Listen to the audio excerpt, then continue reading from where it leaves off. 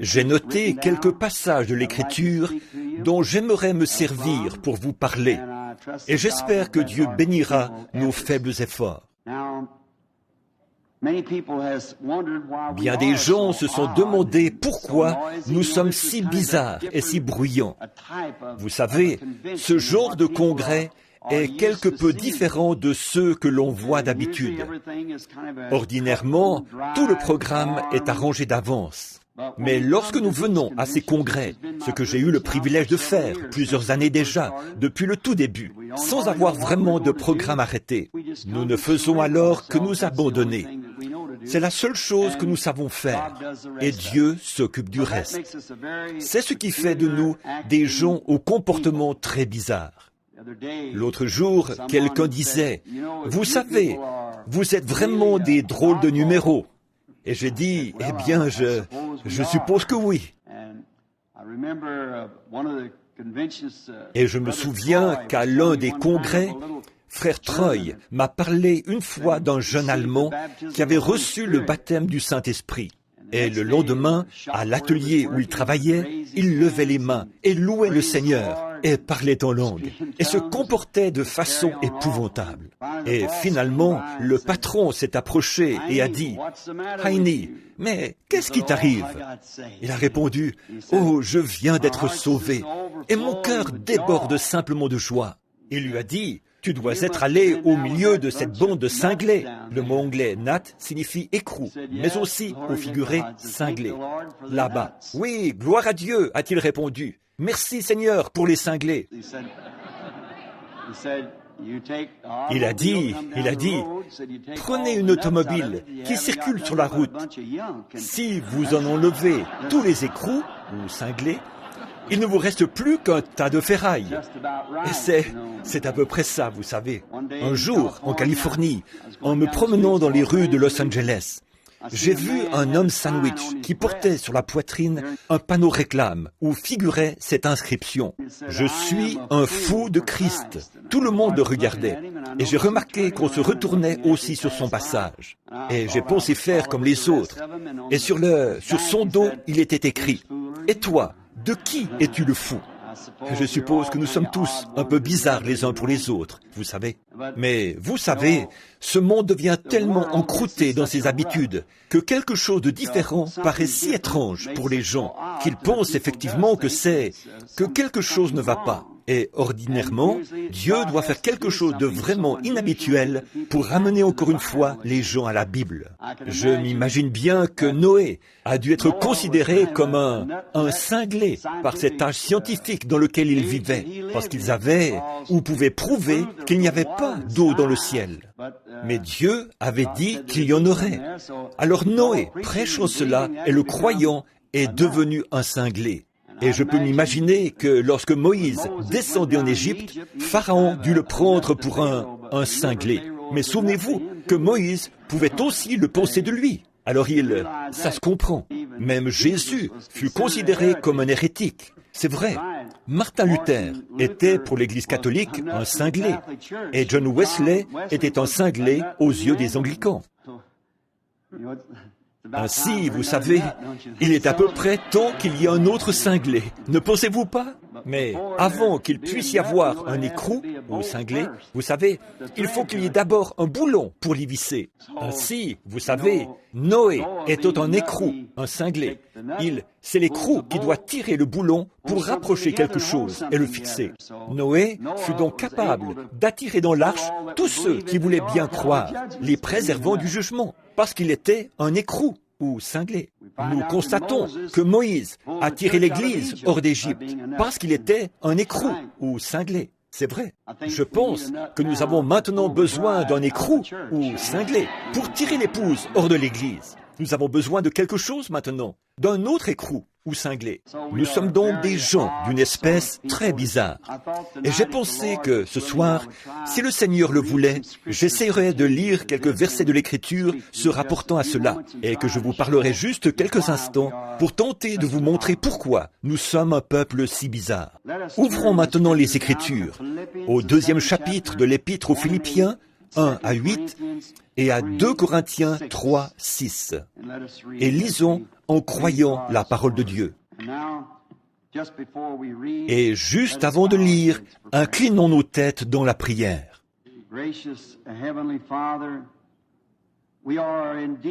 Bienveillant Père Céleste, nous sommes vraiment un peuple privilégié ce soir, de vivre dans cet âge et de voir les choses que nous voyons se produire et de savoir que le temps est proche où Jésus viendra pour son Église.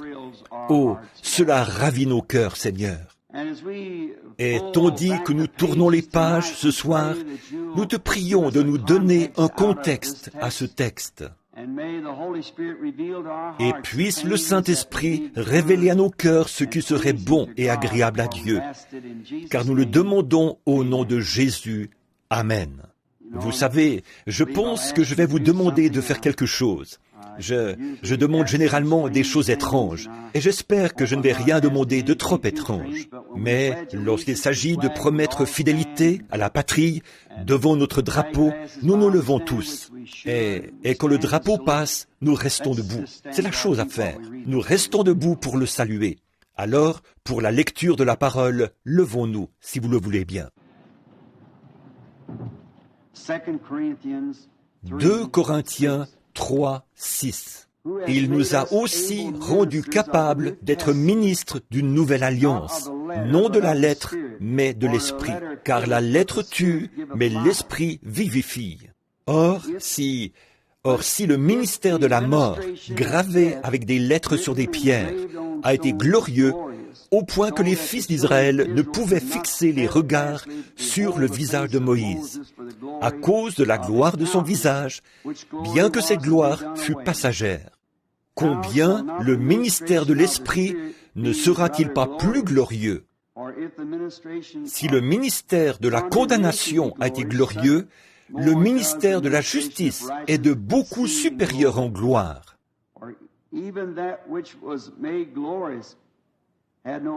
Et sous ce rapport, ce qui était glorieux ne l'a point été à cause de cette gloire qui lui est supérieure. En effet, si ce qui était passager a été glorieux, ce qui est permanent est bien plus glorieux. Ayant donc cette espérance, nous usons d'une grande liberté. Et nous ne faisons pas comme Moïse, qui mettait un voile sur son visage, pour que les fils d'Israël ne fixassent pas les regards sur la fin de ce qui était passager. Mais ils sont devenus durs d'entendement, car jusqu'à ce jour, le même voile demeure, quand ils font la lecture de l'Ancien Testament, et ils ne se lèvent pas, parce que c'est en Christ qu'il disparaît. Jusqu'à ce jour, quand on lit Moïse, un voile est jeté sur leur cœur. Mais lorsque les cœurs se convertissent au Seigneur, le voile est ôté. Or, le Seigneur, c'est l'Esprit. Et là où est l'Esprit du Seigneur, là est la liberté.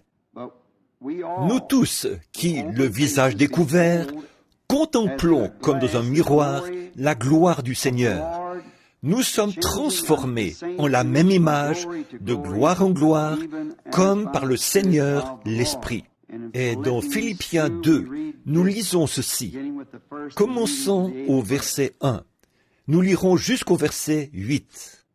Si donc il y a quelque consolation en Christ, s'il y a quelque soulagement dans la charité, s'il y a quelque union d'esprit, s'il y a quelque compassion et quelque miséricorde, rendez ma joie parfaite, ayant un même sentiment, un même amour, une même âme, une même pensée. Ne faites rien par esprit de parti ou par vaine gloire, mais que l'humilité vous fasse regarder les autres comme étant au-dessus de vous-même.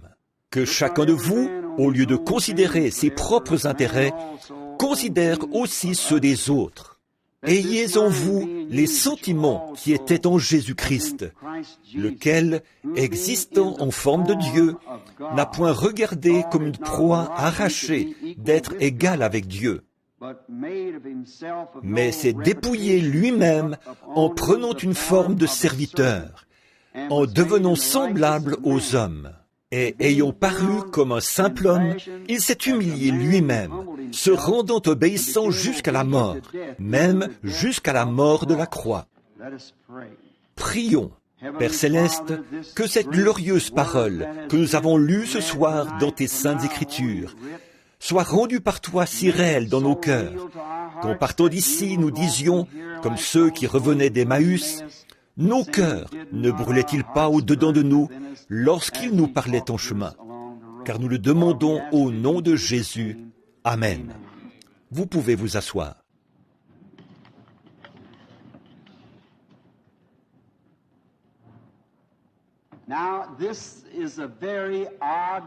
Maintenant, c'est un texte très bizarre, mais je trouve qu'il est tout à fait de circonstance. Je désirais parler sur le sujet suivant, le Dieu puissant dévoilé devant nous. Eh bien, depuis que l'homme existe, celui-ci a toujours eu dans son cœur un ardent désir de découvrir d'où il vient et pourquoi il est ici et où il va. Il n'y en a qu'un qui puisse le lui dire. C'est celui qui l'a fait venir ici. Et l'homme a toujours désiré voir Dieu. Autrefois, dans l'Ancien Testament, nous voyons que Dieu se voilait aux yeux des incroyants. Dieu a une façon bien étrange de traiter avec les gens. Il se cache de l'incroyant et se révèle aux croyants. Dieu fait cela. Jésus rendit grâce au Père de ce qu'il avait caché ces choses aux sages et aux intelligents pour les révéler aux enfants, lesquels sont disposés à apprendre. Nous voyons donc que Dieu, par nature, ne change pas et qu'il agit toujours de la même façon. Nous découvrons dans Malachie 3 qu'il a dit « Je suis Dieu et je ne change pas ». Par conséquent, il agit toujours selon le même principe. Prenons l'un des plus anciens livres de la Bible.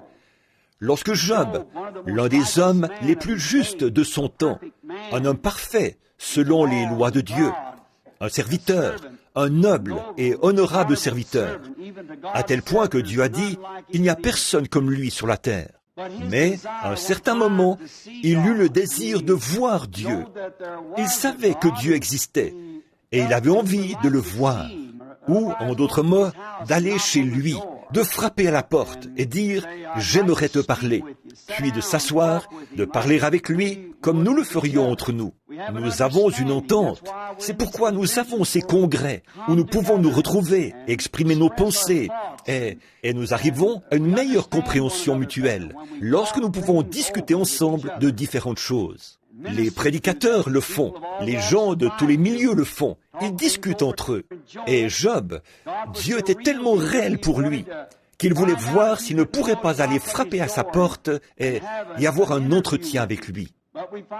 Nous constatons que Dieu lui a effectivement parlé, mais qu'il était voilé. Il était voilé sous forme de tourbillon. Et il a dit à Job de se ceindre les reins, qu'il allait lui parler comme à un homme. Il est donc descendu dans un tourbillon et a parlé à Job. Et il s'est fait connaître à Job à travers le tourbillon. Mais toutefois, Job ne l'a pas vraiment vu. Il pouvait juste entendre le vent souffler et tournoyer dans les arbres. La voix est alors sortie du milieu du tourbillon. Mais Dieu était voilé dans le tourbillon. En Afrique du Sud, on utilise le mot « amoya », qui signifie une force invisible. Et cette force invisible qui se trouvait dans le tourbillon s'est exprimée d'une manière audible. Job en a entendu la voix, mais il n'a pas du tout vu sa forme, puisque Dieu s'est voilé dans le tourbillon. Nous voyons que l'un des grands prophètes de la Bible, Moïse, dans l'Ancien Testament, l'un des serviteurs que Dieu avait choisi, sélectionné, prédestiné, lui aussi désirait le voir. Il avait été si intime avec lui et avait vu tant de choses provenant de sa grande main mystique qui le précédait et accomplissait des exploits que Dieu seul pouvait faire. Qu'un jour, il a désiré le voir et Dieu lui a dit « Va et tiens-toi sur le rocher ». Et pendant qu'il se tenait sur le rocher, Moïse l'a vu passer. Il a vu son dos. Et il a dit, cela ressemblait à un homme, au dos d'un homme. Toutefois, il n'a pas vu Dieu. Il n'a vu que le voile de Dieu. La Bible dit, personne n'a jamais vu Dieu, mais le Fils unique du Père l'a fait connaître. Ainsi Moïse l'a vu voilé sous la forme d'un homme. Et nous découvrons que le Jéhovah de l'Ancien Testament était simplement le Jésus du Nouveau Testament. Et le docteur Scofield, nous voyons ici que son expression « changer de forme » vient du mot grec « en morphé », qui signifie que l'invisible a été rendu visible. Quelque chose qui ne peut, nous savons que c'est là. Cela pourrait être, ne peut être vu, mais néanmoins, nous savons que c'est là. Et lorsqu'il a changé de forme du en morphé, ce qui signifie qu'il est passé du surnaturel au naturel. Il n'a fait que changer de masque. Autrement dit, c'est semblable à une pièce de théâtre. Il jouait un rôle. Dans les tragédies grecques, lorsqu'il changeait de masque, peut-être qu'un même acteur allait jouer plusieurs rôles différents. Et ma fille, qui est ici, ils viennent de jouer une pièce de théâtre à l'école secondaire. Et un garçon que je connais, il jouait à peu près 4 rôles. Il allait donc dans les coulisses et changer de masque pour revenir interpréter un autre personnage. Eh bien, en prenant les prophéties de l'Ancien Testament qui décrivent le Messie, et en les comparant à la vie de Jésus, vous obtenez l'identité exacte de Jésus. Il n'était pas simplement un homme ordinaire. Il était Dieu, en morphé. Il est passé du surnaturel à la forme naturelle d'un homme.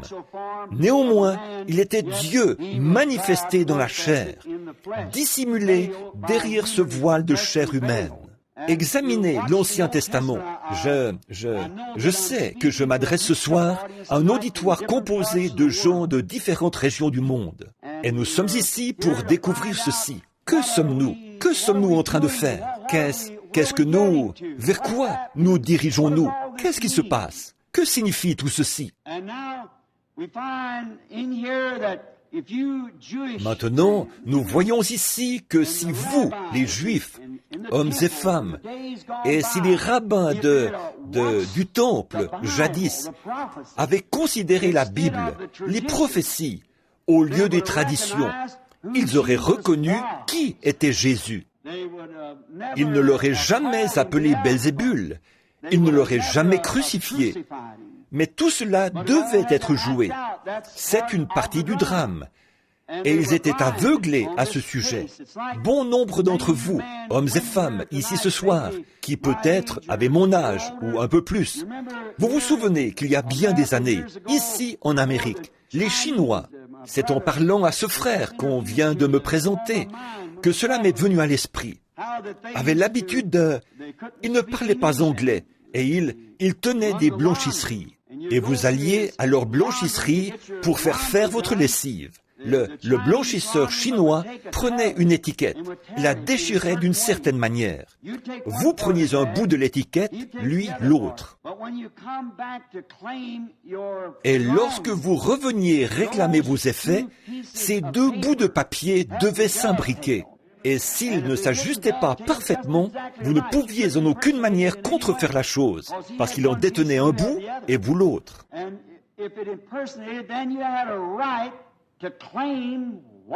Et s'il y avait falsification, vous étiez alors en droit de réclamer ce qui vous appartenait. Et vous récupériez ce qui vous appartenait lorsque vous étiez en possession de l'autre partie du contrat. Ainsi en est-il ce soir, quand nous possédons l'autre partie du contrat. Lorsque Dieu a déchiré en 2 son Fils au calvaire, pris son corps en haut comme sacrifice et fait descendre vers nous l'Esprit qui avait vécu à un certain moment dans cet homme, Jésus. Ce même Dieu est voilé ce soir sous la forme du Saint-Esprit. Ces 2 bouts-là doivent venir ensemble et alors vous faites partie du contrat. Dieu s'est fait homme pour permettre à celui-ci de mieux le connaître. Je lisais une histoire il y a quelques années, et on y racontait qu'un grand et noble roi, je ne me rappelle pas son nom pour l'instant, je ne pensais pas parler de cette histoire. Peut-être n'est-elle que fictive, mais elle fait ressortir un point qui servira de base à ce que nous voulons dire. Ce roi, qui était si noble et qui avait tant d'amour pour ses sujets, déclara un jour devant sa garde et la famille royale, « C'est aujourd'hui la dernière fois que vous me voyez pour bien des années. » Et sa garde et les nobles lui dirent, « Bon roi, pourquoi dites-vous cela? Partez-vous pour quelque pays étranger où vous deviendrez un étranger ?» Il dit, « Non, je vais rester ici même. » Mais dit-il, « Je vais me mêler à mes sujets. Je vais devenir paysan. Je vais couper du bois avec le bûcheron. Je vais labourer la terre avec le laboureur. Je vais émonder les vignes avec ceux qui émondent les vignes. Je vais être l'un d'entre eux pour mieux me familiariser avec ce qu'ils font. Et je les aime et je veux mieux les connaître personnellement. Ils ne sauront pas que c'est moi, mais néanmoins, c'est de cette façon-là que je veux les connaître.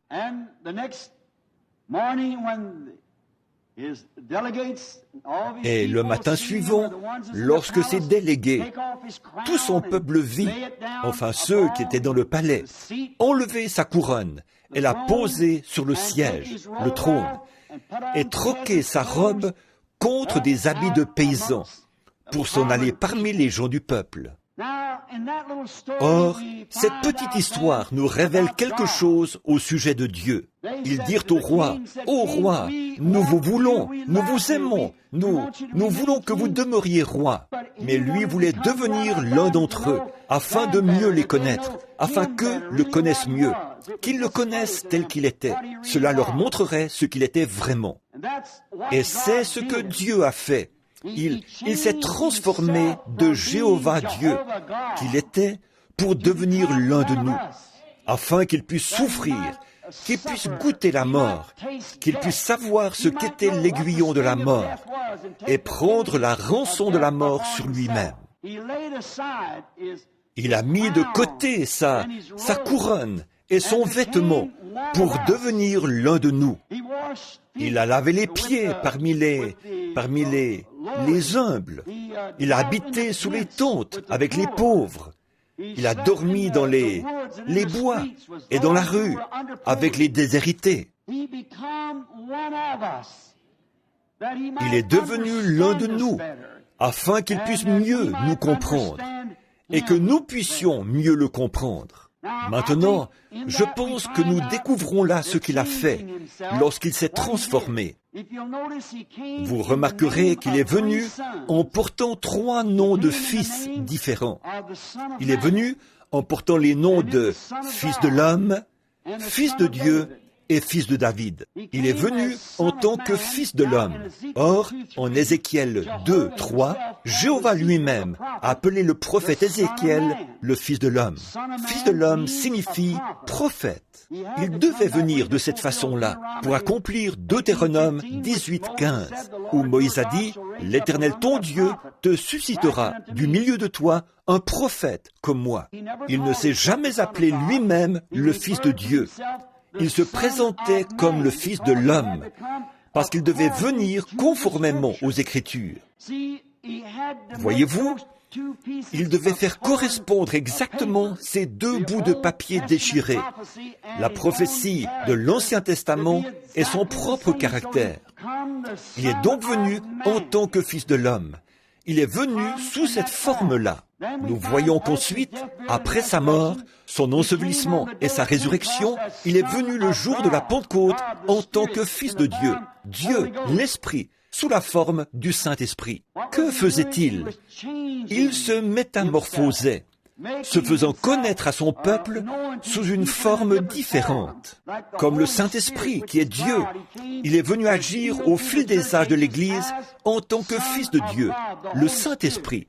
Mais dans le millénium, c'est en tant que Fils de David qu'il vient pour s'asseoir sur le trône de David, en tant que roi. Il était destiné à prendre le trône de David. Il est présentement sur le trône du Père. Et puis, il a dit, « Celui qui vaincra s'assoira avec moi sur mon trône, comme j'ai vaincu et me suis assis sur le trône de mon Père. »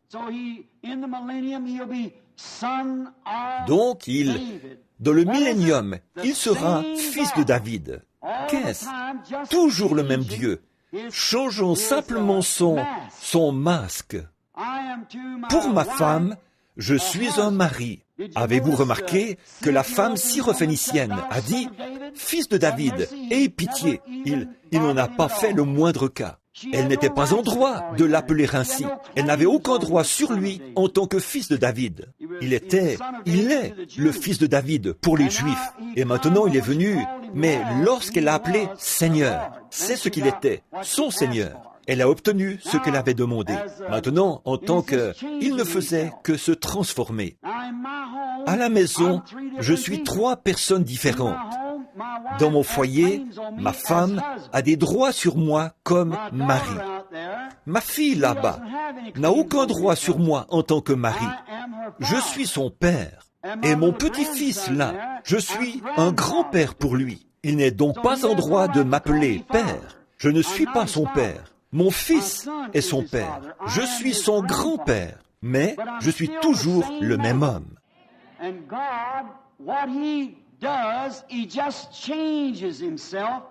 Dieu, ce qu'il fait, c'est qu'il se transforme par rapport à cette génération-là, pour se faire connaître à ces gens. Et c'est ce que nous voulons découvrir ce soir. De quelle façon Dieu est-il censé se faire connaître à ces gens et en ce temps-ci? Il change de masque, il change de rôle, mais il ne change pas de caractère, il ne change pas de nature, il ne fait que changer son masque, passant de l'un à l'autre. Il le fait dans le but de se révéler plus clairement aux gens, afin qu'ils puissent savoir qui il est et ce qu'il est.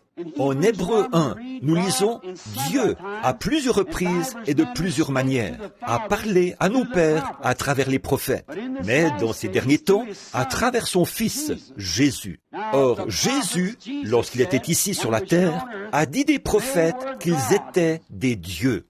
Vous appelez Dieu ceux à qui la parole de Dieu est venue, et l'Écriture ne peut être anéantie, a-t-il dit. Il leur a demandé comment donc il pouvait le condamner pour avoir dit qu'il est le Fils de Dieu.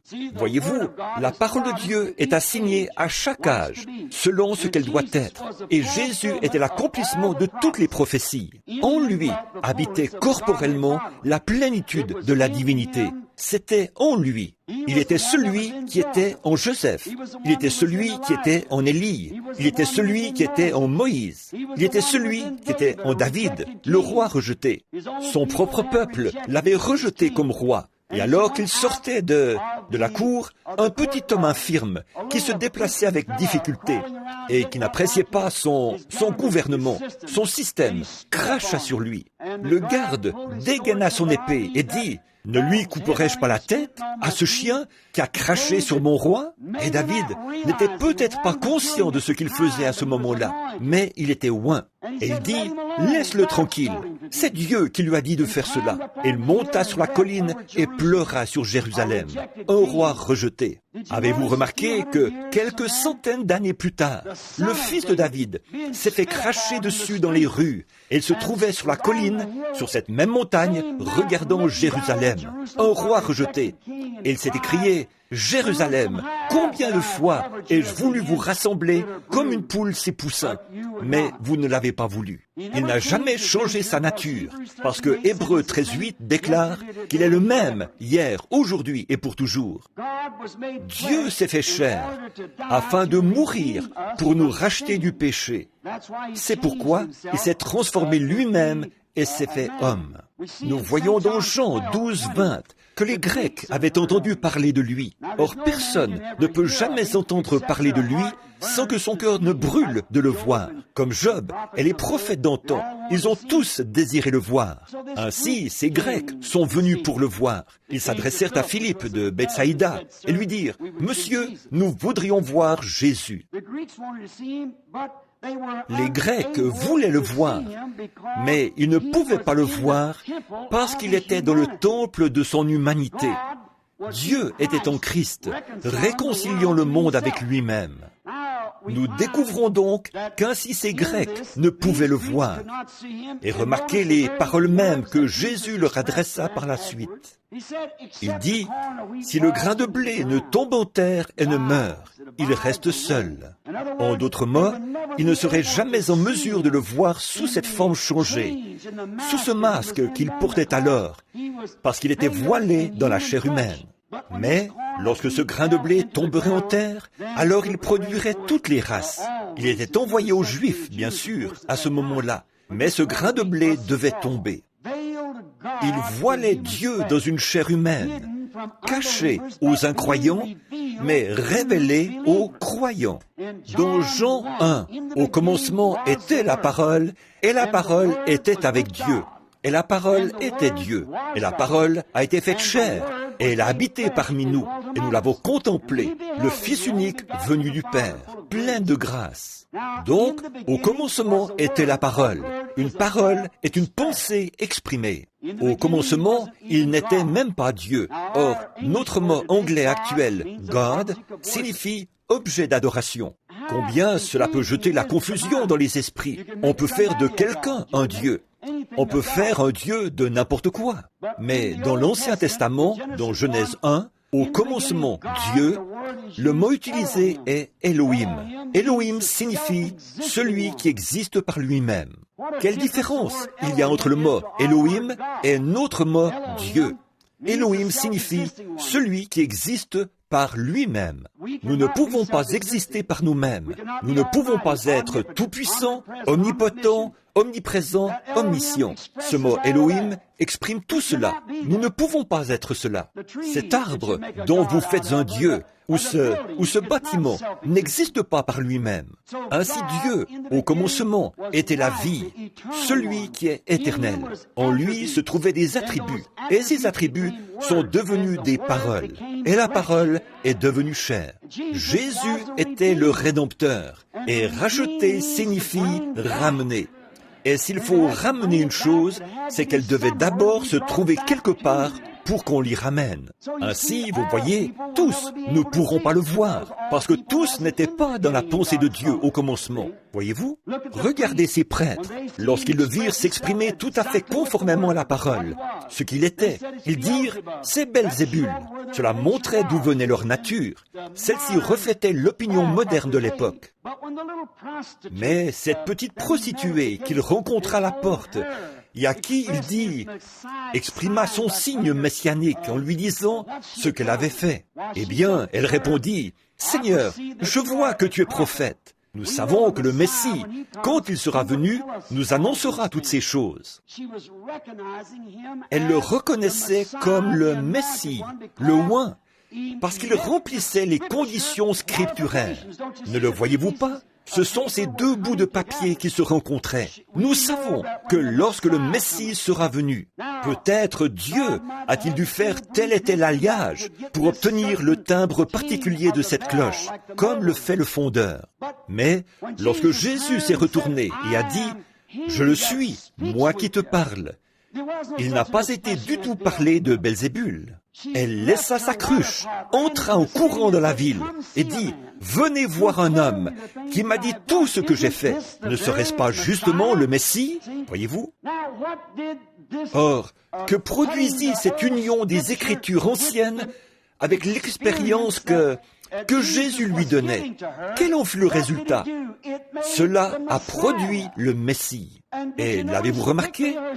Aussitôt ses péchés lui ont été pardonnés, parce qu'au commencement, elle était rachetable, parce qu'elle était dans la pensée de Dieu au commencement. Donc, cela l'a rachetée, ou l'a ramenée lorsqu'elle a vu la manifestation de l'Écriture exprimant Jéhovah, ce qu'il était, ce qu'il est. Maintenant, lorsque Jésus est venu, s'il était venu avec le message de Noé, ça n'aurait pas marché. Construire une arche et s'en aller en flottant, ça n'aurait pas marché. Mais Noé était une portion de Dieu. Il se conduisait d'une façon bizarre, parce qu'il était bizarre. Et son message était bizarre, parce que c'était la parole rendue manifeste.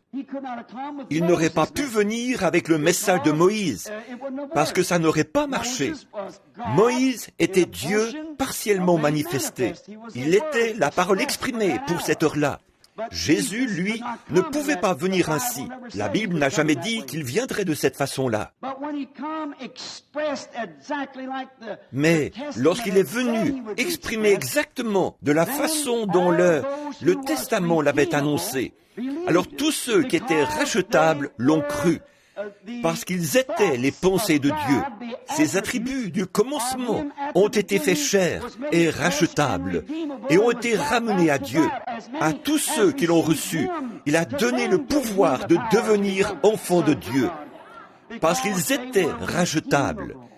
Dès le commencement, ils faisaient partie de l'expression.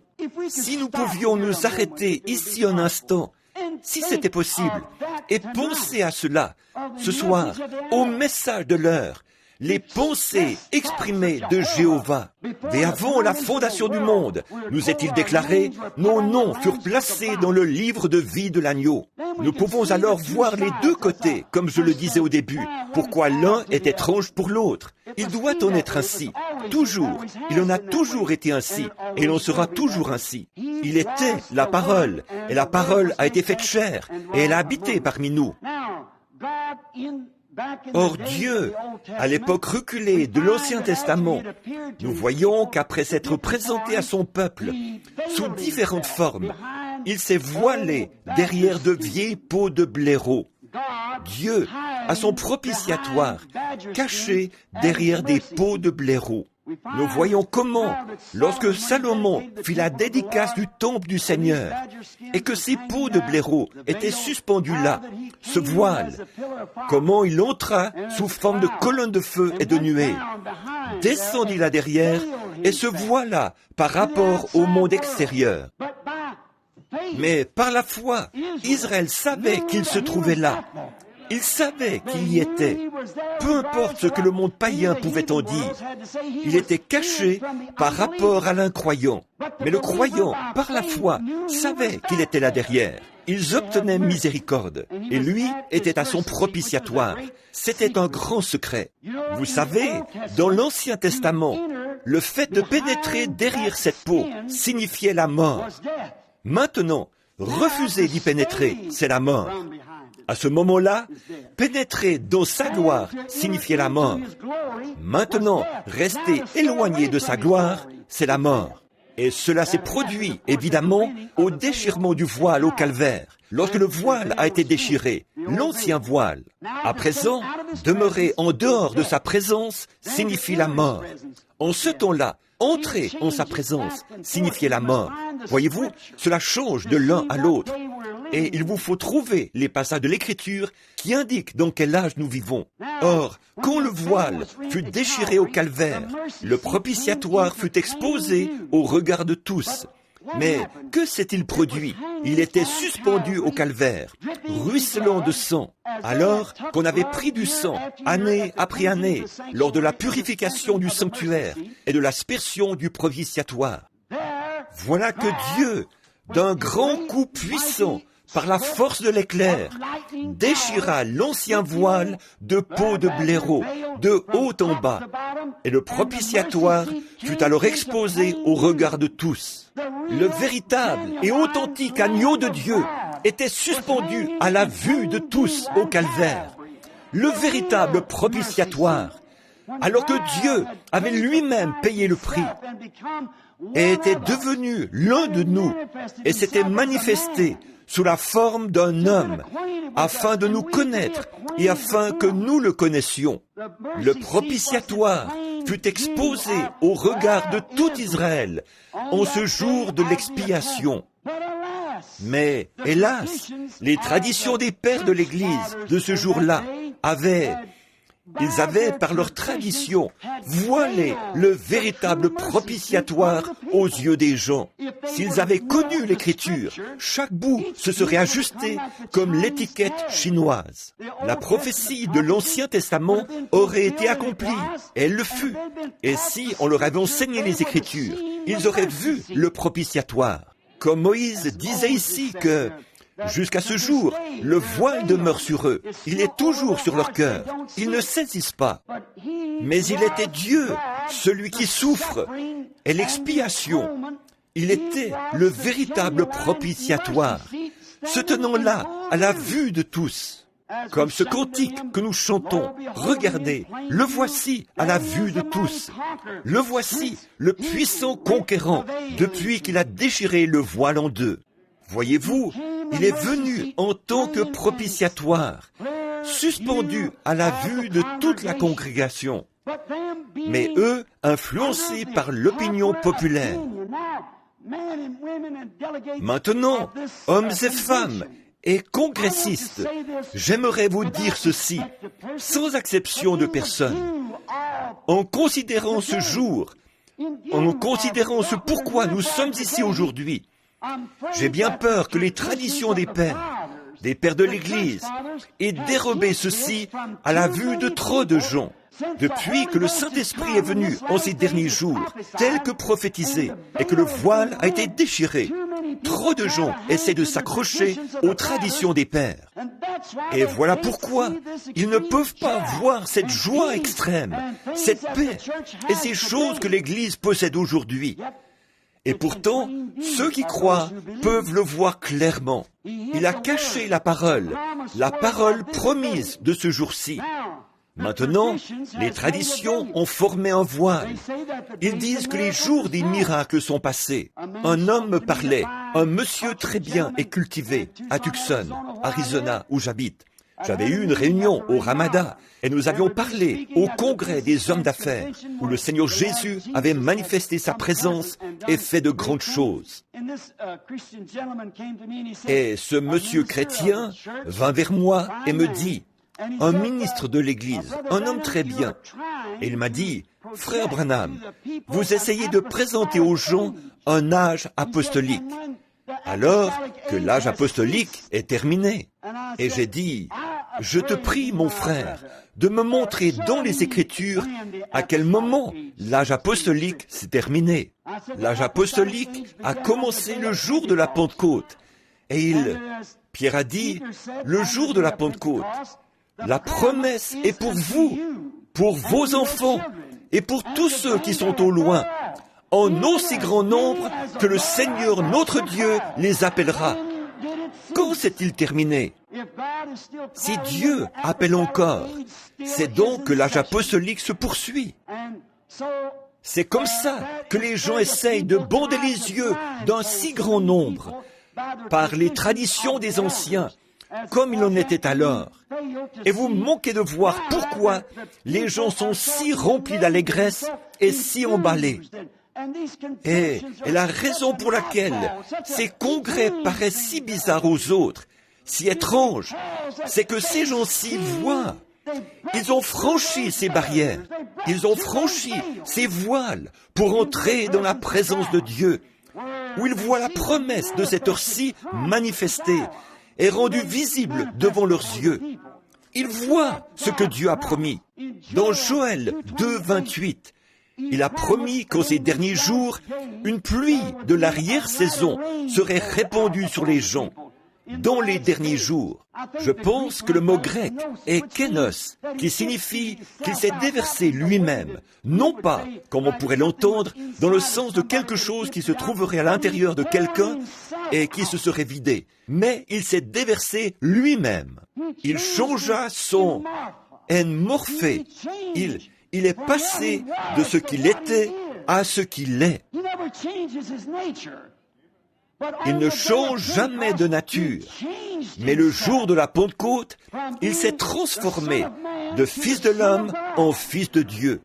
Il est venu, non pas avec les gens, mais il est venu dans les gens. Vous voyez, le même Dieu, dans le but de poursuivre son ministère dans cet âge glorieux. Il a prophétisé dans la Bible qu'un jour viendrait, un jour qui ne serait ni jour ni nuit, mais que, vers le soir, la lumière paraîtrait. Or, le soleil, géographiquement, se lève à l'est et se couche à l'ouest. C'est toujours le même soleil. Or, lorsque le Fils s'est révélé dans la manifestation de la parole promise à Israël, les gens de l'Orient, nous avons eu un jour ténébreux. Nous avons eu assez de lumière au temps des réformateurs, et ainsi de suite, pour fonder des églises et des dénominations, et pour y adhérer, et pour y entrer, et embrasser les bébés, pour marier les plus âgés, pour ensevelir les morts, et ce qui s'ensuit, et pour vivre dans l'église. Mais au temps du soir, la lumière paraîtra, a-t-il déclaré, au temps du soir, et aucune écriture ne peut être anéantie. Et le même Fils qui s'est déversé lui-même, Kénos, le jour de la Pentecôte, a promis de faire de même au temps du soir. Voyez-vous, c'est selon la promesse. Joignez les deux bouts de l'étiquette, observez ce qui se passe et voyez ce qu'il a promis. Vous verrez alors où nous en sommes. Remettez la chose ensemble. Vous pouvez voir le dévoilement de cet être grand et puissant. Les traditions ont de nouveau voilé les yeux des gens face à ces grandes choses qui ont été prophétisées. Moïse, lorsqu'il descendit de la montagne qui était embrasée, quelle magnifique illustration! Moïse était descendu en Égypte et avait dit au père de l'Église que le Seigneur Dieu l'avait visité sous le nom de « Je suis ». Ce nom est au temps présent, non pas « j'étais »,« je serai », mais « je suis ». Toujours le même hier, aujourd'hui et pour toujours. Il est au temps présent. Cela est conforme à Hébreux 13:8. Jésus-Christ le même, hier, aujourd'hui et pour toujours. C'est encore la parole prophétisée et la congrégation qui devait s'ajuster exactement à cette parole, à l'expérience de ce jour. Les réformateurs l'avaient. Oh, mais c'est maintenant un autre jour. Voyez dans quel jour nous vivons. Tout comme il ne pouvait pas venir au jour de sa venue sur la terre, de la façon dont Moïse ou un des autres prophètes était venu. Cela n'était pas prophétisé. Et en ces derniers jours, la prophétie nous l'a annoncé de cette façon-ci. Ça ne peut pas venir sous la forme du réveil de Luther. Ça ne peut pas venir sous la forme du réveil de Wesley. Nous sommes à une heure de restauration. C'est un temps où cela doit revenir à la lumière originelle du soleil, celle de l'origine. Oh, combien nous pourrions étayer cela des Écritures. Et vous, théologiens, de quelque région du monde que vous proveniez, vous savez que c'est vrai. C'est une promesse. C'est ce qui fait que les gens sont si bizarres. C'est ce qui fait ces drôles de numéros, comme vous dites. C'est parce le voile des traditions a été soulevé et il le voit. Il est le même hier, aujourd'hui et pour toujours. C'est la promesse de Dieu et nous ne pouvons pas nous y opposer parce que les Écritures ne peuvent être anéanties. Oui, nous constatons qu'il a promis de se déverser dans son peuple et il est le même hier, aujourd'hui et pour toujours. Après que Moïse fut descendu en Égypte et qu'il eut fait connaître la chose, le Père confirma alors son message en descendant sur la montagne de Sinaï dans cette même colonne de feu et en embrasant la montagne. Avons-nous remarqué que celui à qui il fit la promesse, c'est celui-là qu'il plaça en avant avec la parole. Il avait les commandements, et pour avoir ce commandement, les commandements étaient la parole. La parole n'était pas encore venue au peuple. Ainsi, la parole vient toujours au prophète, et il était le prophète de cette heure-là. Jésus était la parole. Jean était le prophète, et Jésus vint vers lui dans l'eau, parce que, infailliblement, la parole vient toujours au prophète. Voyez-vous, la parole vient ainsi, pour Moïse, la parole est venue à lui, les commandements, et c'est lui qui les avait. Maintenant, avant que la parole fût proclamée et rendue manifeste, Moïse dut se voiler le visage, car la parole n'était pas complètement rendue manifeste. Il savait que quelque chose s'était produit, mais il ne savait pas de quoi il s'agissait, ce grondement de tonnerre, au point qu'ils dirent que Moïse parle, et non Dieu. Et Dieu dit, eh bien, c'est ce que je ferai. À partir de maintenant, je n'apparaîtrai plus ainsi. Je leur enverrai un prophète. Alors je parlerai à travers mon prophète. Or, si Moïse, avec la loi naturelle, comme Paul, en 2 Corinthiens nous l'a révélé ici, devait voiler son visage avec le naturel, à combien plus forte raison le spirituel sera-t-il glorieux et voilé à l'incroyant avant d'être manifesté devant lui? À combien plus forte raison appellera-t-on Moïse était un drôle de numéro? À combien plus forte raison vous appellera-t-on ainsi? Vous qui avez franchi le voile, avez pénétré dans la colonne de feu et en êtes ressortis avec la bénédiction. Et maintenant, vous êtes voilés. Les gens ne peuvent pas le voir. Ils ne peuvent pas comprendre. Si le naturel fut glorieux, combien plus le surnaturel le sera-t-il? Si le naturel, qui était passager, fut glorieux, combien plus glorieux sera ce qui n'a pas de fin? Mais néanmoins, c'est voilé. Ce n'est pas voilé aux croyants, mais à l'incroyant. Il ne peut pas le voir. Dieu se voile toujours à l'incroyant. Les traditions cachent cela. Comme il en était alors, ainsi en est-il aujourd'hui. À présent, nous avons un voile spirituel à la place du voile naturel d'autrefois. Cela a été confirmé par le prophète qui avait la parole écrite. C'était un prophétiseur, c'est-à-dire quelqu'un qui vient avec la parole écrite et qui cherche à la faire comprendre. Ils savaient que la parole était là, mais ils n'en connaissaient pas la signification. Et Moïse la leur a fait comprendre. Il dit, le commandement dit ceci, et voici pourquoi. Il l'a fait comprendre. Et avant d'être comprise, elle était voilée. Et ainsi en est-il aujourd'hui. La parole est voilée jusqu'à ce qu'elle soit révélée et rendue compréhensible pour les gens. Dieu, le Dieu puissant, voilé dans la chair humaine, la parole. Remarquez, nous découvrons donc qu'elle était cachée à l'incroyant, mais révélée aux croyants. Remarquez, Moïse devait pénétrer seul dans cette colonne de feu. Personne ne pouvait l'accompagner. Ce n'était pas Qu'est-ce que cela nous montre? Qu'on n'entre pas dans ceci en adhérant à un groupe pentecôtiste. Voyez-vous, il ne l'a jamais révélé à un groupe, il l'a révélé à un individu. Et il en est ainsi aujourd'hui. Vous dites, j'appartiens à une église, j'appartiens à ceci, mais cela ne marchera pas. Voyez-vous?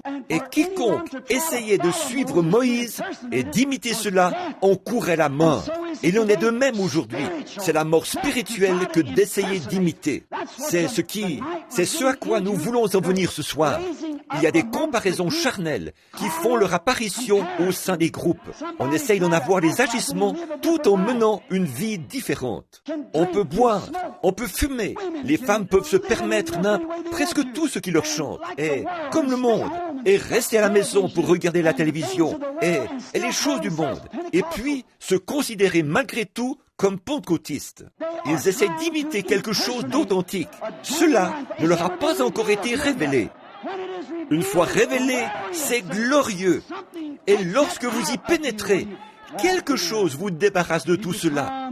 Vous devenez un voile. Ça ne marchera simplement pas. Et d'en faire une contrefaçon entraînait la mort.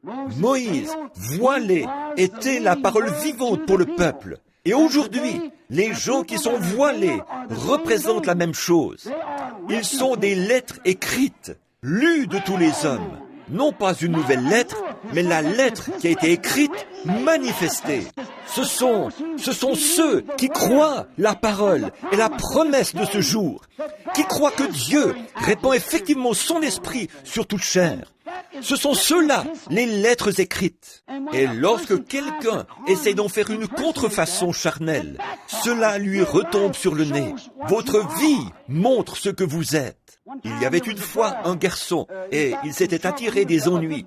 C'était un bon garçon, mais il avait comparu au jugement et le juge dit « Je vous reconnais coupable, je dois vous condamner à l'emprisonnement à vie. » Il dit « J'aimerais plaider moi-même ma cause. » Il dit « J'aimerais invoquer ma bonne conduite passée. » Il dit « Vous n'en avez pas. Votre conduite passée est précisément ce qui vous a condamné. » Et ainsi en est-il aujourd'hui. Si l'Église n'est pas aussi avancée qu'elle le devrait, c'est à cause de sa conduite, de sa vie. Nous devons nous consacrer davantage. Nous devons croire chaque parole de Dieu. Il nous faut chercher jusqu'à ce que cette parole devienne réelle pour nous. Voyez-vous, notre conduite est ce qui nous empêche d'entrer.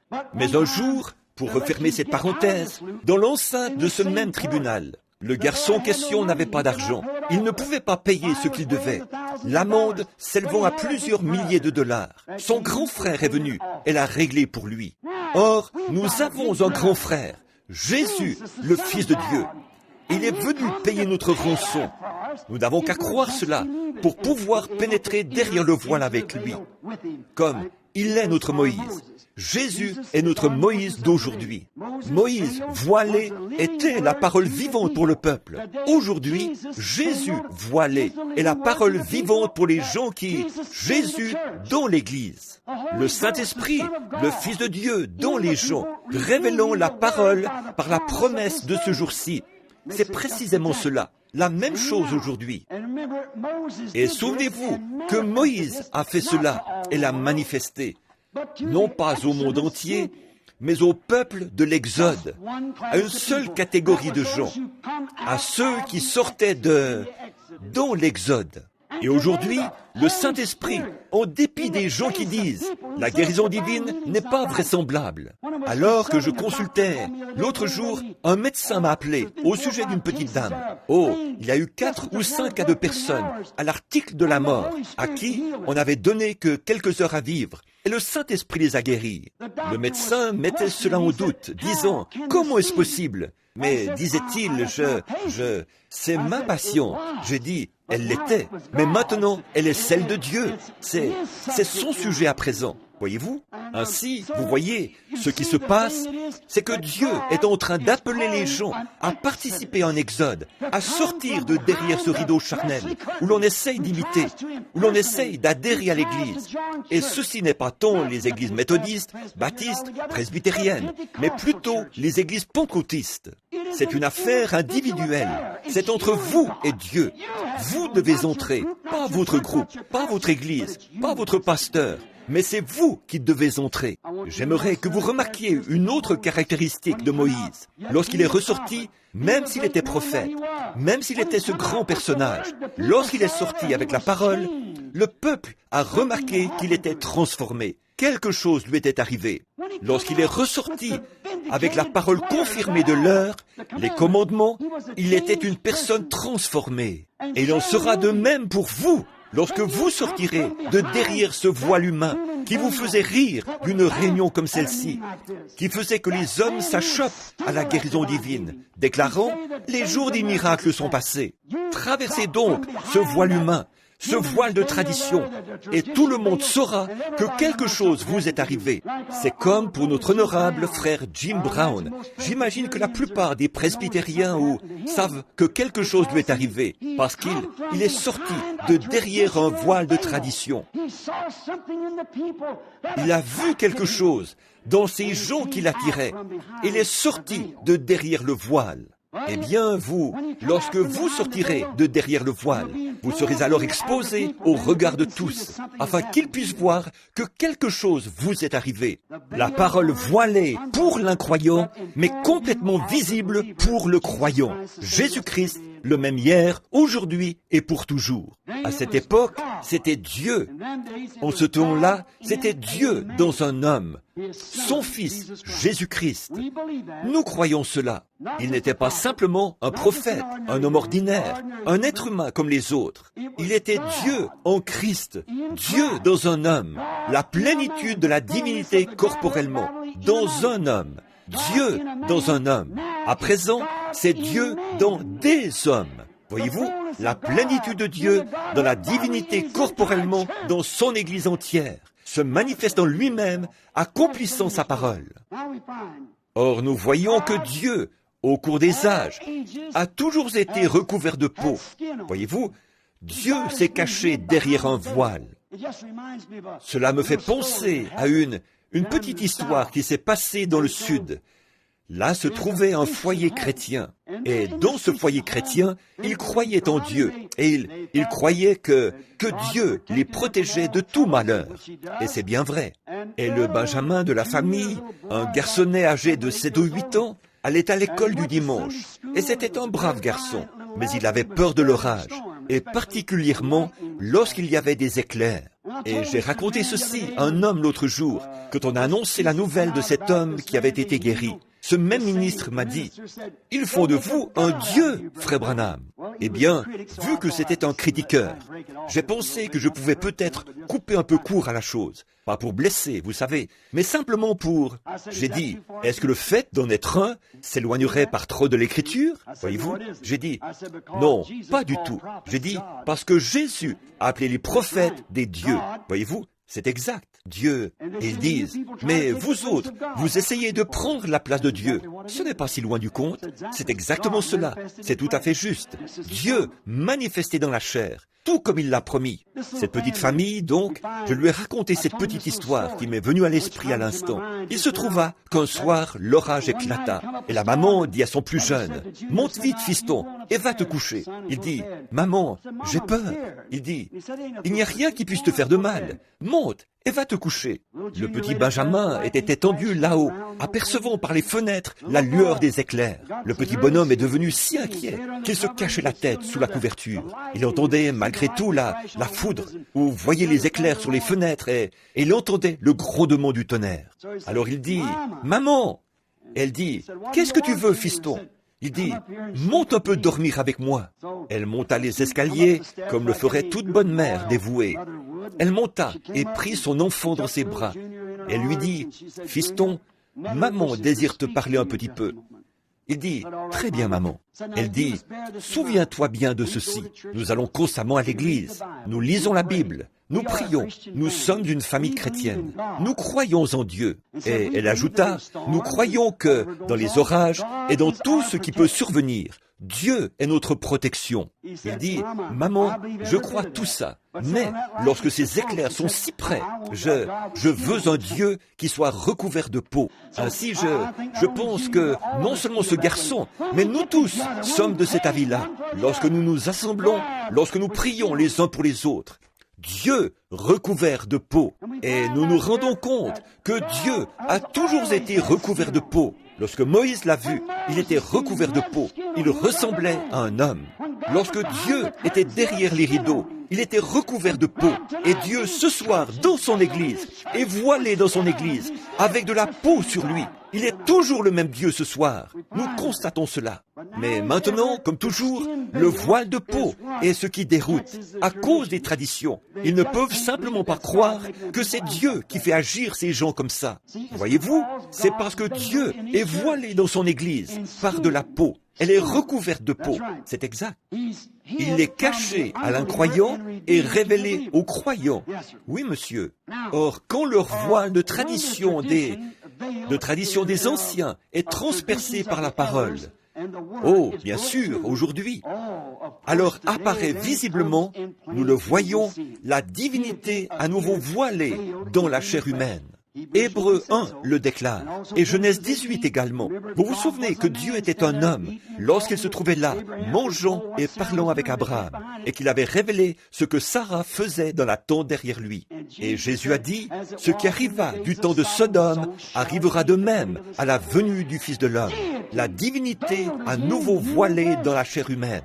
Maintenant, rappelez-vous que Jésus n'a pas dit quand le Fils de Dieu sera manifesté. Au chapitre 17 de Luc, je crois, et vers le verset 20 ou 21, quelque part par là, il a dit, « Et quand le Fils de l'homme sera manifesté ». Le Fils de l'homme, de nouveau dans l'Église, révélé dans des êtres humains, non pas le Fils de Dieu, mais bien le Fils de l'homme à nouveau, de retour dans son Église dans les derniers jours. Nous constatons qu'il a promis cela dans les promesses de Dieu. Nous remarquons autre chose. Dans l'Ancien Testament, j'ai ici une référence dans l'Exode.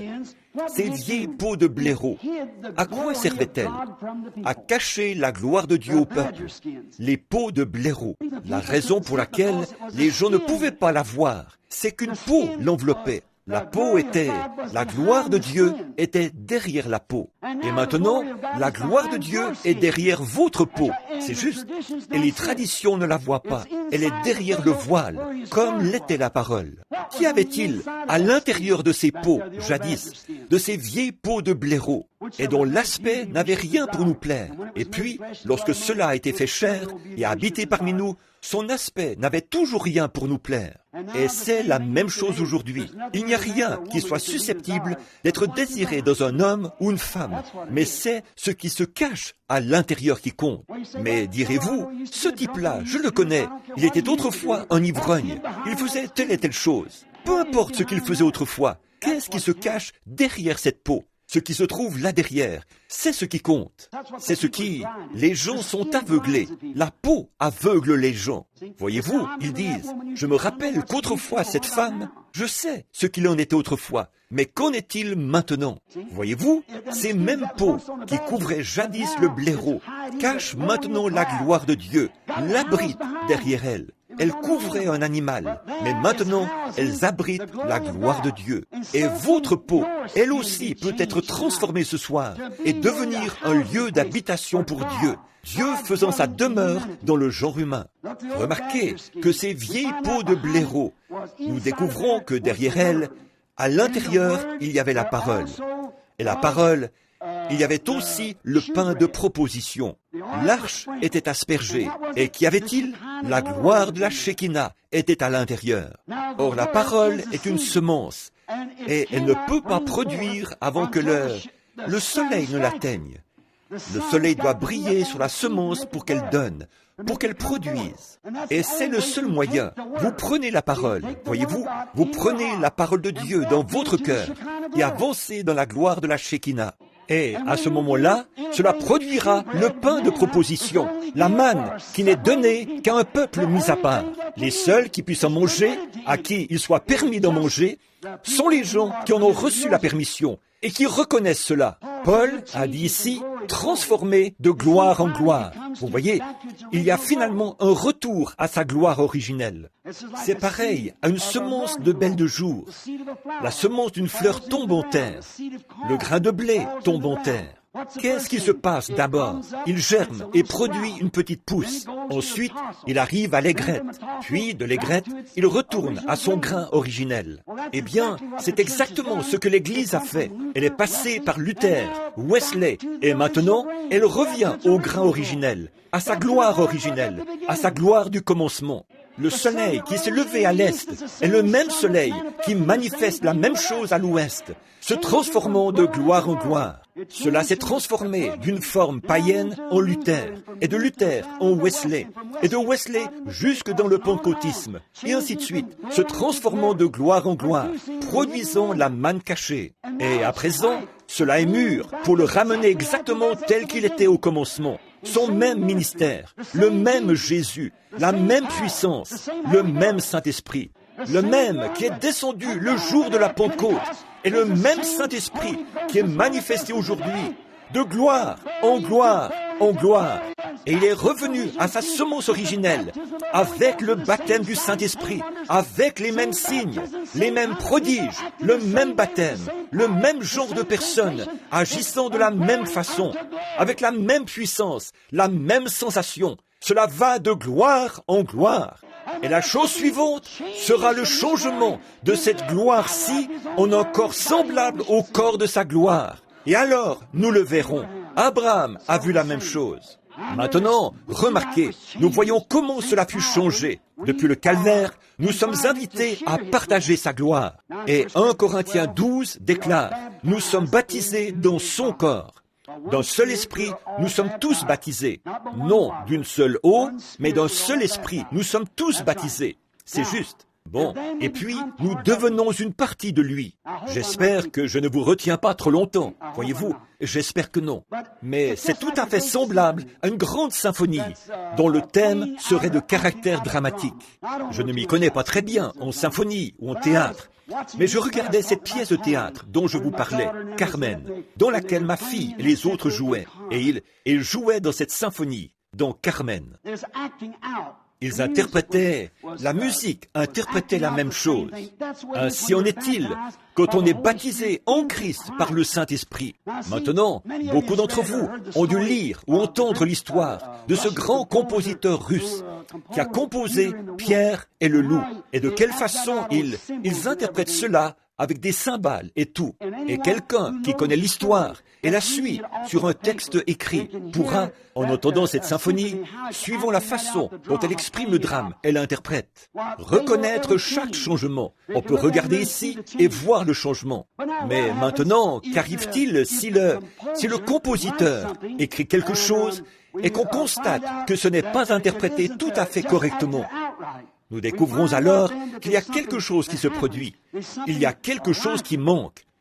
Quand nous voyons celui qui l'a composé, l'a créé et l'a mis sur papier, si, pendant que la symphonie est jouée, on entend une fausse note, alors il y a quelque chose qui ne va pas. Le chef d'orchestre a donné le mauvais mouvement. Voyez-vous? Et voilà ce qui se passe aujourd'hui. Mes frères luthériens, mes frères baptistes, mes frères pentecôtistes, tous mes frères des différentes dénominations. Voilà ce qui arrive. Voyez-vous, vous essayez de faire une note qui était jouée au jour de Luther ou de Wesley, comme ça. Alors qu'en fait, la partition ici indique que c'est maintenant un autre jour. Voyez-vous? Nous ne pouvons pas vivre de la lumière de Luther. Il était un réformateur. Nous apprécions sa partie, mais nous avons fini de la jouer. Nous en sommes maintenant ici, tout à la fin du livre. Voyez-vous, nous ne pouvons pas jouer cela ainsi. Or, le seul moyen que vous puissiez jamais y parvenir, mes frères, est celui-ci. Et mes frères du monde, des différentes régions du monde, devrais-je dire. Il n'y a qu'un moyen pour ce chef d'orchestre de s'y prendre. Il doit entrer dans le même esprit que celui dans lequel le compositeur se trouvait. Et alors il est bon. Et lorsque l'Église, la symphonie elle-même, tandis que le monde est aux aguets, attendant ces signes et prodiges, lorsque l'Église, le compositeur et le chef d'orchestre entrent tous dans l'esprit du compositeur, à ce moment-là, si quelqu'un dit « les jours des miracles sont passés », ça ne sonne pas juste. Mais quand on s'imprègne du bon mouvement et de l'esprit juste, comment y parviendrez-vous sans que l'esprit du compositeur descende? Amen. Alors, quand vous dites « les jours des miracles ne sont jamais terminés », la symphonie s'écrit « Amen ». Lorsqu'on arrive par exemple à « Jésus-Christ, le même hier, aujourd'hui et pour toujours », la symphonie s'écrit « Amen ». Vous recevrez une puissance, le Saint-Esprit survenant sur vous. La symphonie s'écrit « Amen ». Je l'ai. Ce ne sont plus des hypothèses alors. Toute la symphonie est en parfaite harmonie avec la parole. Elle fait comme ceci. C'est ça. Oh, c'est magnifique. Le chef d'orchestre, le compositeur doivent être dans le même esprit. Et les musiciens doivent être eux aussi dans le même esprit pour que tout soit bien joué. Et le monde, lui, est en train de s'interroger sur ce qui se passe. Le communisme dont on parle, et ils m'ont rendu malade avec ça. Cette histoire d'intégration et tout, et de ségrégation. Oh, miséricorde, toutes ces sottises, tandis que la venue du Seigneur est si proche. Il y a quelque chose qui sonne faux. J'ai bien peur que le chef d'orchestre, que les chefs d'orchestre se soient éloignés de l'esprit du compositeur. Lorsque nous aurons l'esprit de ce compositeur, cette puissance originelle de Dieu, qui, comme le déclare la Bible, a poussé les hommes d'antan par le Saint-Esprit à écrire cette Bible, vous verrez ces deux bouts de papier chinois s'assembler, tout comme la Bible de Dieu, et un croyant s'assembleront, parce qu'ils sont tous les deux dans le même esprit. Ils sont identiques, ils coïncident parfaitement. Ce dont nous avons besoin aujourd'hui, c'est de chefs d'orchestre. C'est juste revenir à la parole y revenir et la croire telle qu'elle est écrite. Alors, vous voyez Dieu lui-même. C'est le dévoilement. C'est là que la pièce de théâtre devient réalité. Aujourd'hui, on dit, eh bien, il est un Dieu historique.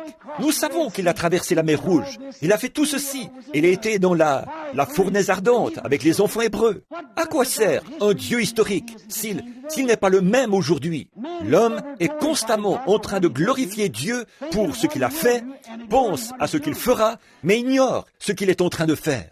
L'homme est simplement ainsi fait. Et c'est la même chose aujourd'hui, mes frères. C'est exactement la même chose. Oh là là! Revenons et faisons en sorte que la symphonie soit jouée correctement pour que le monde puisse voir. Jésus a dit, quand j'aurai été élevé de la terre, j'attirerai tous les hommes à moi. Et il est le même hier, aujourd'hui et pour toujours. Que les chefs d'orchestre entrent dans l'esprit juste, en harmonie avec les musiciens et le compositeur. Et tout ira bien. À ce moment-là, plus de suppositions, nous sommes alors identifiés avec lui. Hébreux 13:8 déclare, il est le même hier, aujourd'hui et pour toujours. Nous sommes identifiés avec lui en acte 2. Nous sommes identifiés avec eux, avec le même baptême, la même chose. Tout ce qu'il était alors et tout ce qu'il est. Tout ce qu'il était et tout ce qu'il est, nous le sommes. C'est exactement cela. Tout comme si je désire être un véritable Américain, je dois être identifié avec tout ce que l'Amérique a été, tout ce qu'elle est. Je dois être identifié avec elle. Si je suis un véritable Américain, j'ai débarqué à Plymouth Rock. Amen. Je l'ai fait si je suis Américain. Vous aussi, vous avez débarqué à Plymouth Rock avec les pères pèlerins. À Plymouth Rock, lorsqu'ils ont débarqué là-bas, j'étais avec eux. Et vous aussi, nous tous. J'ai chevauché avec Paul Revere tout le long de la route pour les avertir du danger. C'est tout à fait juste. Ici, à Valley Forge, j'ai traversé le Delaware glacé avec un groupe de soldats dont la moitié n'avait même pas de chaussures aux pieds. Auparavant, j'ai prié toute la nuit avec George Washington. J'ai traversé le Delaware avec une vision dans mon cœur. Nous sommes Américains. Oui, monsieur. À Valley Forge, certainement que je l'ai fait. J'ai rendu grâce avec les pères lors du premier jour d'action de grâce. J'ai rendu grâce à Dieu. Si je suis un véritable Américain, j'étais identifié là, à cette tablée. Si je suis un véritable Américain, j'étais identifié lorsque je me suis tenu aux côtés de Stonewall Jackson. Si je suis un véritable Américain, j'étais identifié au Boston Tea Party. Oui, monsieur. Lorsque nous avons refusé de nous laisser rouler. Quand, étant un véritable Américain, j'étais identifié avec cela. Oui, monsieur. Oh là là, j'ai sonné la cloche de la liberté en 1776, lors du premier 4 juillet. J'ai sonné la cloche de la liberté ici, et j'ai proclamé notre indépendance. Pour être un véritable Américain, je dois l'avoir fait. J'ai été identifié à sa honte lors de la Révolution. Alors que frère luttait contre, je dois porter sa honte, tout comme je dois porter sa gloire. Si je suis Américain, je dois être ainsi. J'étais identifié avec l'Amérique. Oui, monsieur. J'étais identifié là-bas, à Gettysburg, lorsque Lincoln a fait son discours. Oui, monsieur. J'étais sur Wake Island. Sur Wake Island, je me suis relevé du milieu des soldats aux corps ensanglantés. Sur Guam, j'ai aidé à hisser le drapeau. Je suis un véritable Américain. Amen. Tout ce que l'Amérique est, je le suis, et j'en suis fier. Assurément, tout ce que l'Amérique a été, tout ce qu'elle est, je le suis encore. Si je suis Américain, tout ce qu'elle a été, je dois l'être, parce que je suis identifié avec elle. Il en est de même lorsqu'on est un vrai chrétien. Vous devez vous identifier. J'ai prêché avec Moïse, ou plutôt avec Noé, et averti les gens du jugement imminent en tant que vrai chrétien. J'étais avec Moïse au buisson ardent. J'ai vu la colonne de feu. J'ai vu sa gloire. J'étais avec Moïse, là-bas, dans le désert. En tant que chrétien, je dois être identifié avec tout ce que Dieu était. En tant que chrétien, j'ai contemplé sa gloire, j'ai entendu sa voix. N'essayez surtout pas de m'en dissuader, parce que j'y étais. Je sais de quoi je parle. J'ai vu ce qui s'est passé. Oui, monsieur. J'étais à la mer Rouge. J'y ai vu l'Esprit de Dieu descendre et refouler les eaux, non pas à travers un lit de roseaux, comme on essaye de le prétendre aujourd'hui, mais à travers une mer profonde de 30 mètres. J'ai vu l'Esprit de Dieu. Avec Moïse, j'ai traversé à sec cette mer Rouge. J'étais à la montagne de Sinaï et j'ai vu les éclairs et la foudre tomber. J'ai mangé la manne avec eux là-bas. J'ai bu à ce rocher. J'y bois encore ce soir. J'étais identifié avec les mangeurs de manne. J'étais identifié avec ceux qui ont bu du rocher. J'étais aussi identifié lorsque Josué sonna de la trompette et que la muraille de Jéricho s'écroula. J'étais dans la fosse aux lions avec Daniel. J'étais dans la fournaise ardente avec les enfants hébreux. J'étais avec Élie sur la montagne du Carmel. J'étais avec Jean-Baptiste et en présence de ses détracteurs. J'ai vu l'Esprit de Dieu descendre. J'ai entendu la voix de Dieu dire: celui-ci est mon fils bien-aimé, en qui j'ai trouvé mon plaisir. Oui, monsieur, assurément, j'étais identifié avec lui. C'est tout à fait juste. J'étais identifié là, au sépulcre de Lazare, lorsqu'il a ressuscité Lazare. J'étais identifié avec la femme au puits, lorsqu'il lui a parlé de ses péchés. Oui, monsieur, certainement, j'étais identifié avec lui dans sa mort. Et j'étais identifié lors de ce premier jour de Pâques. Je suis ressuscité d'entre les morts avec lui. Je suis identifié avec lui dans sa mort. Je me trouvais avec les 120 dans la chambre haute. J'étais identifié là-haut avec eux. Oh, je me sens religieux. Oh là là, j'y étais identifié. Je suis l'un d'entre eux. J'étais identifié. J'ai fait la même expérience qu'eux. En tant que vrai chrétien, j'y étais quand cela s'est produit. J'ai été témoin de la venue de ce vent puissant et impétueux. J'ai été témoin de cela. J'ai senti la puissance de Dieu qui ébranlait. J'étais avec ceux qui parlaient en langue. J'ai senti l'onction envahir l'endroit. J'étais avec eux. J'étais identifié avec eux lorsque le Saint-Esprit s'est mis à parler en langue par leur bouche. J'étais avec Pierre en présence des critiques en Acte 2 lorsqu'il a prêché ce sermon mémorable J'étais identifié avec lui. Oui, monsieur. En Acte 4, lorsqu'ils se sont assemblés, j'étais avec eux quand le bâtiment a tremblé. Après la réunion de prière, le bâtiment où ils étaient assis a tremblé. J'étais identifié là avec eux. J'ai prêché avec Paul à l'Aréopage. Oui, monsieur. J'étais avec Jean sur l'île de Patmos et j'ai vu sa seconde venue. J'étais avec Luther dans la Réforme. J'étais avec Wesley, ce brandon arraché aux flammes, lors de la grande révolte contre l'Église anglicane. J'étais là avec lui. Et me voici ce soir, en 1964, à Philadelphie, Pennsylvanie, identifié avec le même genre de groupe, avec le même type d'expérience. Je dois l'être si je suis chrétien. Je dois demeurer identifié là où la parole de Dieu est manifestée. Je m'identifie à un groupe qui sent l'Esprit de Dieu. Je m'identifie à un groupe qui sait qu'il est dévoilé, qui sait qu'il est le même hier, aujourd'hui et pour toujours, et qui sait que ceci n'est pas du fanatisme. C'est Jésus-Christ le même hier, aujourd'hui et pour toujours. Je m'identifie à ce groupe-ci ce soir. Et pourtant, on les traite de bandes d'hérétiques, de bandes de fanatiques, à cause de la parole de Dieu. Mais je n'ai pas honte de l'évangile de Jésus-Christ, car c'est une puissance de Dieu pour le salut de ceux-là. Je suis avec ces épîtres vivantes dont j'ai parlé, qui sont confirmées, Dieu voilé sous forme humaine, dans des hommes et des femmes. Oh Dieu, dans son Morphée à nouveau, s'est dévoilé et s'est fait connaître à son peuple, le grand roi qui s'est dépouillé de sa gloire. Encore un peu de temps, et le monde ne me verra plus. Je serai voilé pour eux. Mais vous me verrez, car je serai avec vous, et même en vous jusqu'à la fin du monde. Me transformant de Luther à Wesley, continuellement, de gloire en gloire. Je suis toujours le même Dieu qui retourne à sa gloire originelle. Alléluia! Il a franchi chaque voile dénominationnel, chaque mur du son. Ce son qui dit « Oh, c'est du fanatisme ». D'emblée, il a franchi cela. Ce son qui s'est fait entendre là-bas disant « Oh, ces gens-là sont fous ». Il a d'emblée franchi ce voile-là. Oh oui, il l'a fait. Oh, vous n'y arriverez pas. Vous n'êtes qu'une bande de fanatiques. D'emblée, il a franchi cela. La guérison divine n'existe pas. D'un coup, il a franchi cela. Oh là là, car sa parole l'a déclaré. On ne saurait vaincre la parole de Dieu. Et il se tient là, ce soir encore, le puissant conquérant, après avoir franchi chaque voile méthodiste, baptiste, presbytérien et tout autre genre de voile. Il se tient encore au milieu de son peuple ce soir. Les traditions n'ont pu le conquérir. Les gens peuvent dire ce qu'ils veulent, faire ce qu'ils veulent, faire tout ce dont ils ont envie. Dieu franchira d'un coup ce mur du son. Et souvenez-vous, on m'a dit que lorsqu'un avion franchit le mur du son, il n'y a plus de limite à sa vitesse.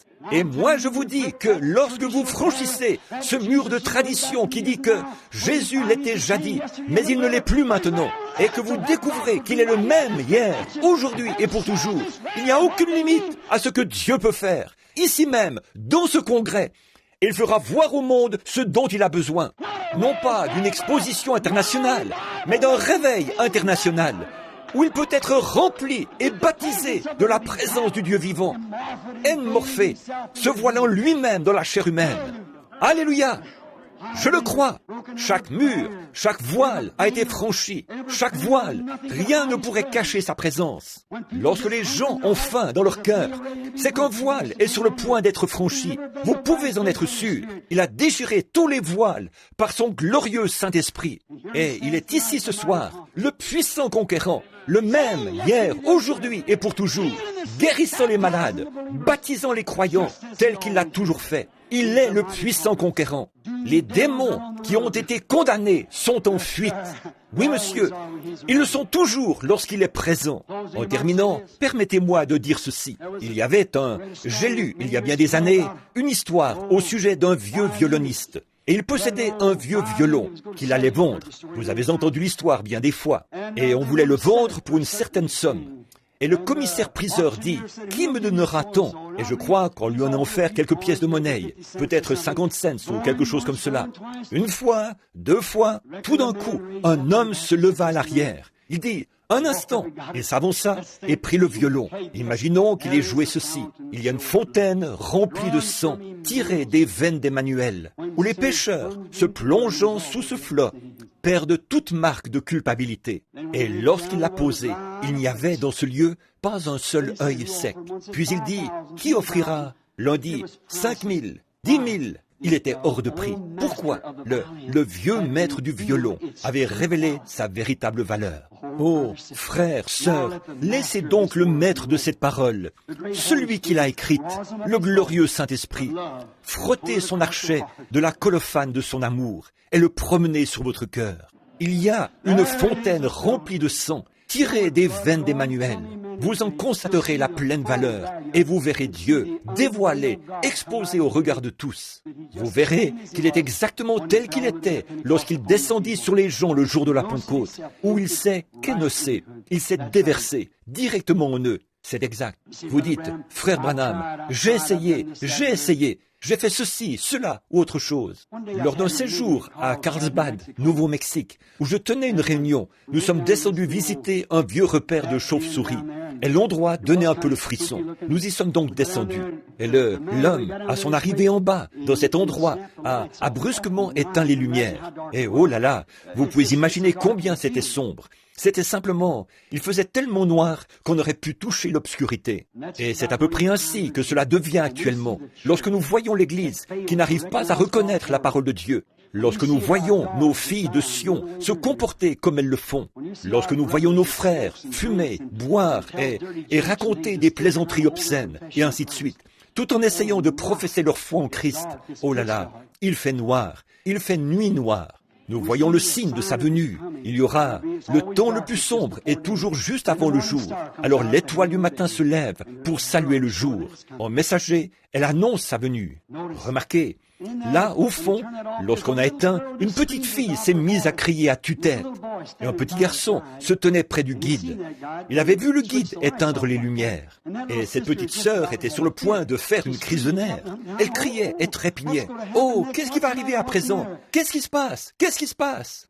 Savez-vous ce qu'il a crié? Il a dit, « Ne crains pas, petite sœur. Il y a ici un homme qui peut allumer les lumières. » Écoute, petite sœur, tu penses peut-être que nous sommes petits et minoritaires, mais ne crains pas. Il y a ici un homme qui peut allumer les lumières. C'est le Saint-Esprit. Le croyez-vous?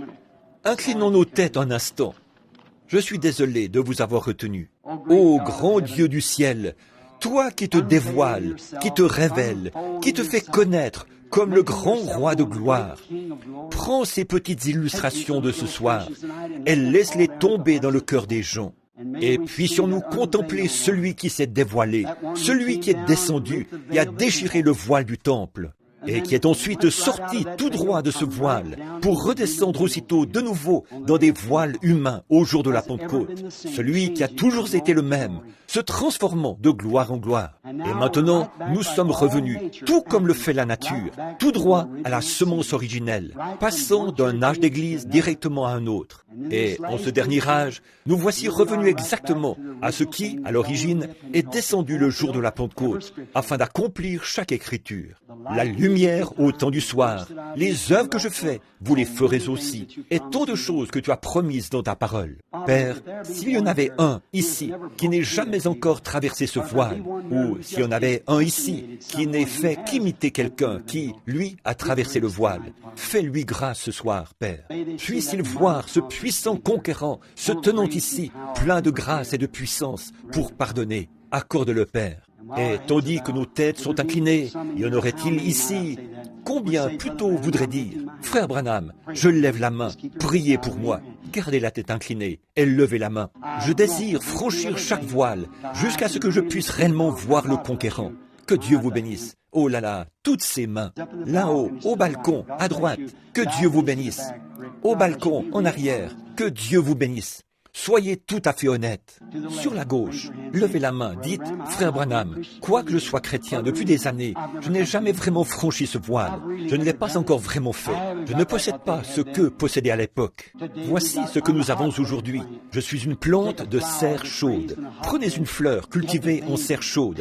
Vous devez la cajoler, la dorloter, la vaporiser, l'arroser. Mais cette plante originale, poussant là-bas dans le désert, portant le même genre de fleurs, semble-t-il, ne reçoit pas une seule goutte d'eau. Cependant, aucune bestiole ne vient sur elle. Elle est robuste. C'est une vraie... Pourriez-vous comparer le christianisme avec le christianisme d'aujourd'hui à ce qu'il était alors? Pouvez-vous imaginer que ce groupe qu'on appelle, de par le monde actuel, les chrétiens, soit comme celui d'après la Pentecôte, eux qu'il faut pouponner, caresser, qui vont d'une église à l'autre, qu'on dise quelque chose qui leur déplaise, ils se lèvent et s'en vont. Oh, pouvez-vous imaginer cela? Non. Qu'y a-t-il? C'est une reproduction. Michel-Ange, qui a créé ce monument de Moïse. Vous pouvez vous en procurer une reproduction bon marché, mais l'original, celui qui a peint la Sainte Seine, je suppose que la peinture originale pourrait coûter des millions de dollars, si encore on pouvait l'acheter. Je ne sais même pas où elle se trouve, mais vous pouvez en acheter une reproduction bon marché pour environ $1,98. Vous le pouvez. Et ainsi en est-il aujourd'hui. Un chrétien bon marché, une reproduction, un simple membre d'église, on peut les acheter pour une cigarette ou un simple verre. Ou pour une femme aux cheveux coupés, aux lèvres peintes, on peut l'acheter pour n'importe laquelle des modes de ce monde. Mais l'authentique, on ne peut y toucher. Je le vois, bien en vue, le même hier, aujourd'hui et pour toujours. Ô chrétien, ne désires-tu pas être un véritable chrétien? Vous, qui n'avez pas encore levé la main, le ferez-vous alors que je vais prier à l'instant? Que Dieu vous bénisse, que Dieu vous bénisse. Oh, ça c'est bien. Regardez donc les... Notre Père Céleste, ta parole ne retournera point à toi sans effet. Tu es celui qui a fait la promesse. Je suis seulement responsable de dire que c'est toi qui l'as dit. Je ne fais que répéter tes paroles. Tu as dit, celui qui écoute ma parole et croit à celui qui m'a envoyé, à la vie éternelle. Tu l'as promis. Et Seigneur, nous savons qu'il y a aujourd'hui de ces reproductions, plusieurs qui prétendent croire, alors qu'ils ne croient pas. Cela se voit. Mais Seigneur, il y en a d'authentiques aussi. Je te prie simplement d'accorder ce soir à chaque homme ou femme, garçon ou fille, peu importe leur nationalité, leur couleur, l'église à laquelle ils sont affiliés. Ô Dieu, remplis-les.